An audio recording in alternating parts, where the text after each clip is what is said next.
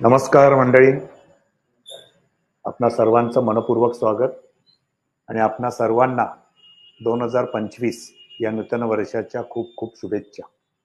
हे नूतन वर्ष आपणा सर्वांना महत्वाचं म्हणजे आरोग्यदायी जावं, सुख शांती समृद्धदायी आणि भरभराटीचं जावं, आपल्या सगळ्या मनोकामना पूर्ण करणारं जावं.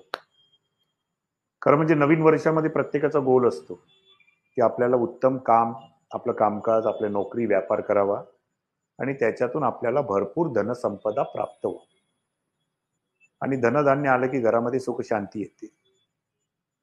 मग 2025 हे मला कसं जाईल असं प्रत्येकाचंच असतं की मला 2025 हे वर्ष कसं जाईल, आर्थिक भरभराटीचं जाईल का, नोकरीमध्ये प्रमोशन होईल का, व्यापारामध्ये चांगली प्रगती होईल का. म्हणजे सर्वांचा एक गोल काय असतो की मला धनप्राप्ती चांगल्या प्रकारे ह्या वर्षामध्ये प्राप्त होणार आहे का.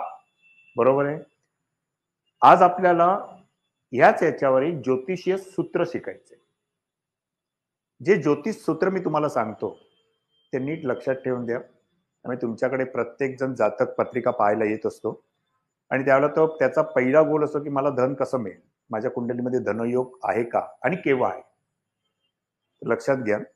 याच्यासाठी एक साधं सरळ मी तुम्हाला एक ज्योतिष सूत्र सांगतो, ते नीट लक्षात ठेवून घ्या. आता ज्यावेळेला आपण पत्रिका पाहतो त्याला पत्रिकेमध्ये धनस्थान कुठलं आहे, द्वितीय स्थान, आणि एक आहे लाभस्थान. ही महत्वाची स्थान आहेत. एक धन देत आहे आणि एक लाभ आहे. म्हणजे लाभस्थान म्हणजे तुमच्या सर्व इच्छा मनोकामना पूर्ण होणार आहे, आणि एक धनस्थान. तर आपल्या कुंडलीचं द्वितीय स्थान हे धनस्थान आहे आणि 11वं स्थान हे आपलं लाभस्थान आहे. आता आपल्याकडे मेष लग्नापासून मीन लग्नापर्यंतच्या कुंडली आहेत, बरोबर आहे. तर त्या मेष लग्नापासून मीन लग्नाच्या कुंडल्यांमध्ये द्वितीय भावात जी राशी येते आणि लाभ भावात जी राशी येते तो आपला धनेश असतो आणि एक लाभेश असतो. आता उदाहरणादाखल म्हणून मी ती कुंभ लग्नाची पत्रिका ठेवलेली आहे. त्या कुंभ लग्नाच्या पत्रिकेमध्ये द्वितीय स्थानामध्ये मीन रास येते आणि लाभस्थानामध्ये धनुरास येते. याचाच अर्थ धनेश आणि लाभेश हा एकच ग्रह झालाय, तो म्हणजे गुरु. कारण मीन राशीचा स्वामी आहे गुरु आणि धनुराशीचा सुद्धा स्वामी आहे गुरु.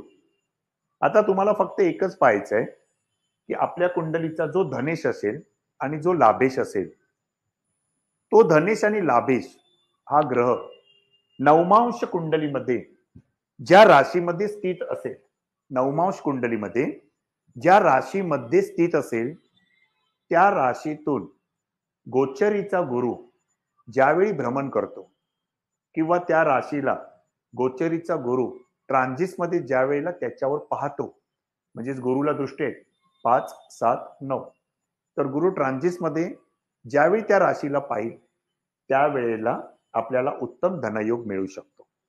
पण धनयोग मिळणार केव्हा, तर गुरु ट्रान्झिट साधारण 1 वर्ष असतो एका राशीमध्ये. मग त्या वर्षामध्ये नक्की केव्हा मिळेल, तर लक्षात घ्या. मूळ कुंडलीमधला जो धनेश आणि लाभेश ज्या राशीत अंश आणि कलावर असेल, त्या अंश आणि कलावर ज्यावेळी गोचरीचा गुरु त्या राशीमध्ये पदार्पण करेल त्यावेळी तो काळ त्याच्यासाठी सर्वोत्तम काळ असतो. लक्षात आलं. आता उदाहरण म्हणून लक्षात घ्या. सदर कुंडली जी आपल्या समोर आहे ती आहे कुंभ लग्नाची कुंडली. आणि कुंभ लग्नाच्या कुंडलीमध्ये धनस्थानाचा अधिपती गुरु, लाभस्थानाचा अधिपती गुरु हा स्वतः मूळ कुंडलीमध्ये कुंभ राशीमध्ये आहे, परंतु आपल्याला पाहायचं आहे तो नवमांश कुंडलीमध्ये कुठल्या राशीमध्ये स्थित आहे.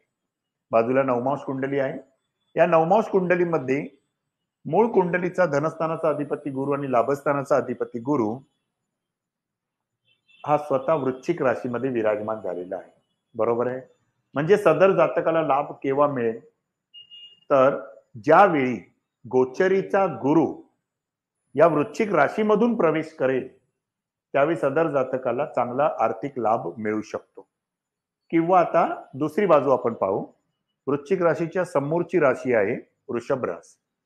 म्हणजे वृषभ राशीत ज्यावेळी ट्रान्झिट मधला गुरु येईल त्यावेळी तो सरळ या गुरुला पाहिल दृष्टीयोगाने, त्यावेळी त्या जातकाला चांगला धनयोग मिळू शकतो, बरोबर आहे. आता बघा, आता गुरु कुठल्या राशीमध्ये आहे, आता गुरु आहे वृषभ राशीमध्ये. म्हणजे सदर नवमांश कुंडलीमध्ये वृषभ रास कुठे आहे, सदर नवमांश कुंडलीमध्ये वृषभ रास इथे पंचम भावात आहे. आणि मूळ कुंडलीमधला धनेश आणि लाभेश गुरु वृश्चिक राशीमध्ये स्थित आहे. याचाच अर्थ आता ट्रान्झिट मधला गुरु हा वृषभ राशीमध्ये आहे आणि तो सरळ या गुरुला पाहतोय. याचाच अर्थ आपण हे म्हणू शकतो की सदर जातकाला आता गुरु जो वृषभ राशीमध्ये आहे तो साधारण 15 मे 2024 ला तो वृषभ राशीमध्ये प्रवेश केलाय. 2 का 3 मे ला तो त्याने वृषभ राशीत प्रवेश केलाय, माफ करा. आणि साधारण आता तो 14 मे 2025 पर्यंत तिकडे आहे. म्हणजे सदर जातकाला मे 2024 ते मे 2025 पर्यंतचे जे वर्ष आहे हे साधारण आर्थिक लाभासाठी चांगलं जाईल असं आपण म्हणू शकतो. बरोबर आहे. आता याच्या अगोदर गुरु जो होता तो आता वृषभ राशीमध्ये आहे, परंतु ट्रान्झिटमध्ये गुरु वृश्चिक राशीत केव्हा आला होता साधारण, तर आपण म्हणतो की गुरु एका राशीमध्ये 1 वर्ष स्थित राहतो. याचाच अर्थ तो वृश्चिक राशीमध्ये आजपासून 6 वर्षापूर्वी आलेला होता. म्हणजे सदर जातकाला जर तुम्ही धनयोग विचारलात की आजपासून 2024 मधून 6 वर्ष मायनस केली तर 2018 हे वर्ष येतं. तर साधारण 2018 हे वर्ष तुम्ही जातकाला विचारू शकता की तुला 2018 हे वर्ष आर्थिक लाभासाठी सर्वोत्तम गेलेलं आहे. लक्षात आलं. म्हणजेच आता ह्या कुंभलग्न कुंडलीचा लाभेश आणि धनेश गुरु एकच आहे, म्हणजे मालक एकच आहे. परंतु जर तुम्ही मेष लग्नाची कुंडली पाहिली तर मेष लग्नाच्या कुंडलीमध्ये धनस्थानामध्ये वृषभ रास येते आणि लाभस्थानामध्ये कुंभ रास येते. म्हणजे ज्या जातकाची मेष लग्नाची कुंडली आहे त्याचा धनेश वेगळा आहे आणि लाभेश वेगळा आहे. कळलं की नाही. त्याचा धनेश आहे शुक्र मेष लग्नाच्या कुंडलीचा आणि लाभेश होईल कुंभरास लाभस्थानात येईल म्हणून लाभेश होईल शनी. याचाच अर्थ मेष लग्नाच्या कुंडलीमध्ये धनेश वेगळे आणि लाभेश वेगळे. तर हे धनेश आणि लाभेश लक्षात घ्या. तुमच्या जी काही कुंडली असेल मेष लग्नापासून मीन लग्नापर्यंत त्याचे फक्त धनेश आणि लाभेश तुम्ही नोंद करून घ्या. आणि ते जे ग्रह असतील जे स्वामी असतील ते स्वामी नवमाश कुंडलीमध्ये पहा कुठल्या राशीमध्ये स्थित आहे. त्या राशीतून ज्यावेळी गोचरीचा गुरु ट्रान्झिट करतो किंवा त्याच राशीवर गोचरीचा गुरु त्याच्या दृष्टी परत्वे 5, 7, 9 ने दृष्टी टाकतो, ती वर्ष त्याच्यासाठी धनयोगासाठी उत्तम असतात.